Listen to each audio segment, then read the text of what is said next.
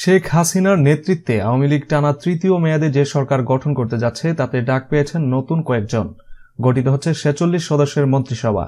এই মন্ত্রিসভায় প্রধানমন্ত্রী শেখ হাসিনা ছাড়া 24 জন মন্ত্রী, 19 জন প্রতিমন্ত্রী ও 3 জন উপমন্ত্রী থাকছেন। রোববার সচিবালয়ে এক সংবাদ সম্মেলনে মন্ত্রিপরিষদ সচিব মোহাম্মদ শফিউল আলম এ তথ্য জানান।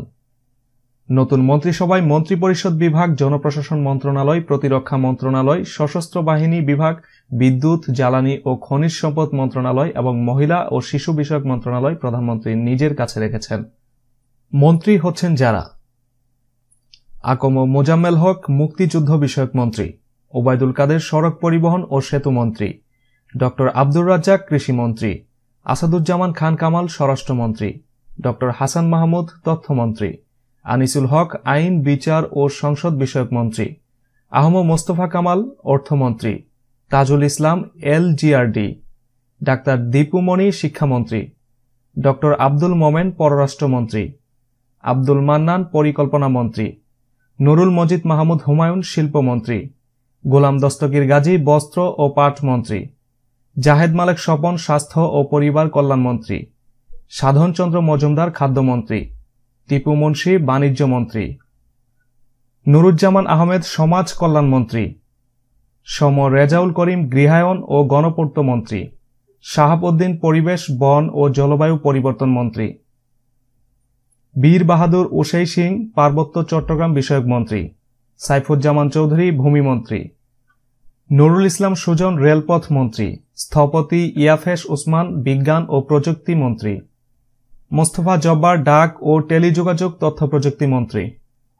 প্রতিমন্ত্রী: কামাল আহমেদ মজুমদার শিল্প, ইমরান আহমদ প্রবাসী কল্যাণ, জাহিদ আহসান রাসেল যুব ও ক্রীড়া, নসরুল হামিদ বিদ্যুৎ, জ্বালানি ও খনিজ সম্পদ, আশরাফ আলী খান খসরু মৎস্য ও প্রাণী সম্পদ, বেগম মুন্নুজান সুফিয়ান শ্রম ও কর্মসংস্থান, খালিদ মাহমুদ নৌ পরিবহন, জাকির হোসেন প্রাথমিক ও গণশিক্ষা, শাহরিয়ার আলম পররাষ্ট্র, জুনায়েদ আহমেদ পলক তথ্য ও যোগাযোগ প্রযুক্তি বিভাগ, ফরাদ হোসেন জনপ্রশাসন, স্বপন ভট্টাচার্য LGRD, জাহিদ ফারুক পানি সম্পদ, মুরাদ হাসান স্বাস্থ্য ও পরিবার কল্যাণ, শরীফ আহমেদ সমাজ কল্যাণ, KM খালিদ সংস্কৃতি বিষয়ক, ডাক্তার এনামুর রহমান দুর্যোগ ব্যবস্থাপনা ও ত্রাণ, মাহবুব আলী বেসামরিক বিমান ও পর্যটন, শেখ মোহাম্মদ আবদুল্লাহ ধর্ম বিষয়ক।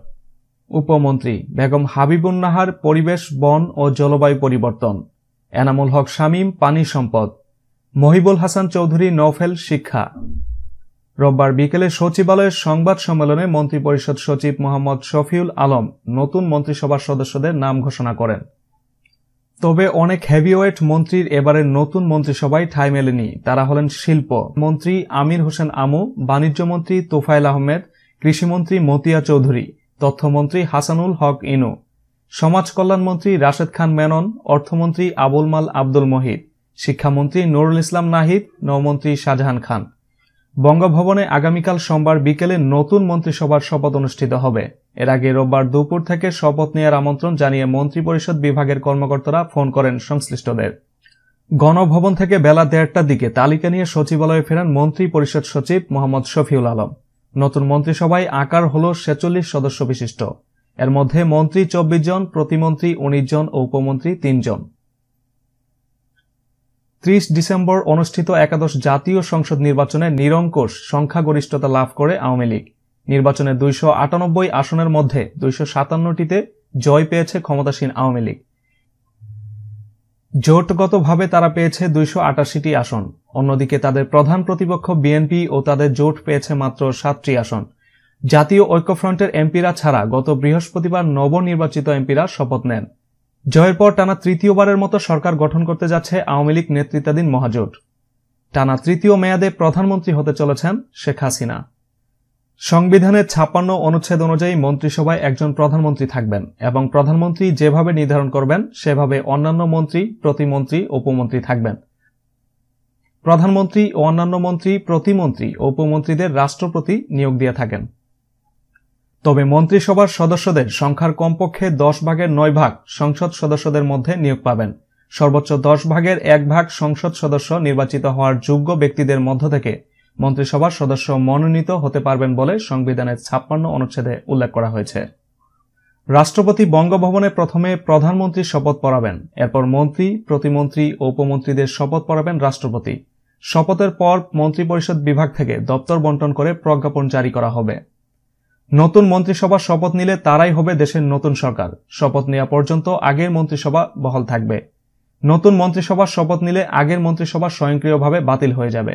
2014 সালের 5 জানুয়ারি বিএনপির বর্জনের মধ্যেই 10ম জাতীয় সংসদের নির্বাচন হয়। 12 জানুয়ারি গঠিত হয় নতুন মন্ত্রিসভা। তখন শেখ হাসিনাকে প্রধানমন্ত্রী করে 48 সদস্য বিশিষ্ট নতুন মন্ত্রিসভা গঠন করা হয়। ওই সরকারে প্রধানমন্ত্রী ছাড়া 29 জন মন্ত্রী, 17 প্রতিমন্ত্রী এবং 2 জন উপমন্ত্রী ছিলেন। পরে কয়েক দফা মন্ত্রিসভায় রদবদল আনা হলে শেষ পর্যন্ত মন্ত্রিসভার আকার দাঁড়ায় 52 সদস্যের। তবে নির্বাচনের আগে টেকনোক্র্যাট 4 মন্ত্রীকে বাদ দেওয়া হয়। প্রিয় দর্শক, এ ব্যাপারে আপনার কোনো মতামত থাকলে তা কমেন্ট বক্সে জানাতে ভুলবেন না। গুরুত্বপূর্ণ সব খবর পেতে আমাদের বায়ানো টিভি চ্যানেলটি সাবস্ক্রাইব করুন এবং পাশে থাকা বেল আইকনটিতে চাপ দিন। আমাদের পাশে থাকার জন্য সবাইকে ধন্যবাদ।